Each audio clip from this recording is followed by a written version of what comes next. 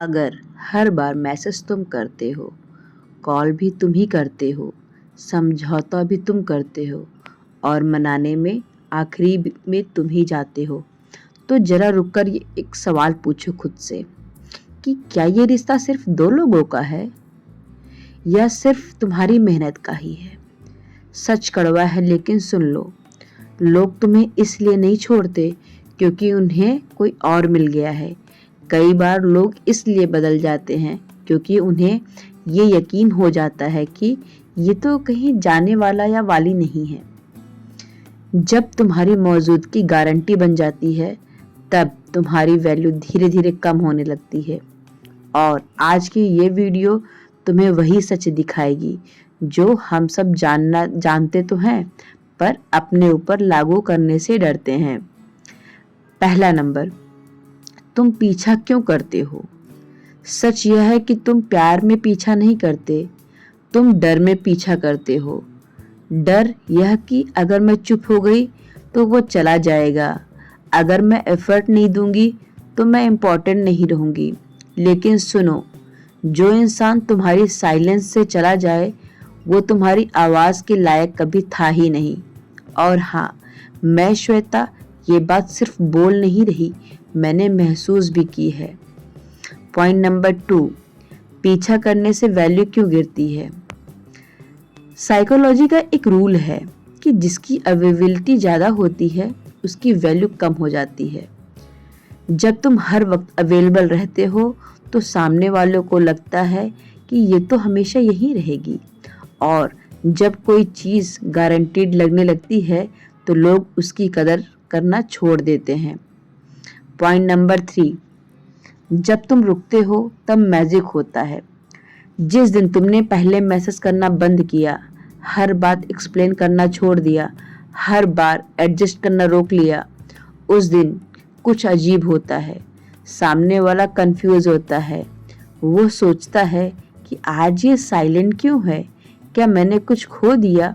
और यही confusion attraction की शुरुआत होती है। पार्ट नंबर 4, साइलेंस पनिशमेंट नहीं, पावर है। साइलेंट होना पनिशमेंट नहीं है, साइलेंट होना सेल्फ रिस्पेक्ट है। तुम चुप इसलिए नहीं हो कि सामने वाला हर्ट हो जाए, तुम चुप इसलिए हो क्योंकि तुम खुद को प्रोटेक्ट कर रही हो। और जो इंसान तुम्हारी साइलेंस को समझ जाए वही इंसान तुम्हारी प्रेजेंस का हकदार होता है।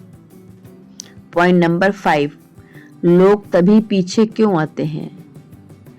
लोग पीछे इसलिए आते हैं क्योंकि उन्हें लगता है कि ये अब मेरे कंट्रोल में नहीं है, और इंसान सबसे ज़्यादा इसी चीज़ की तरफ अट्रैक्ट होता है जिसे वो कंट्रोल नहीं कर पाता।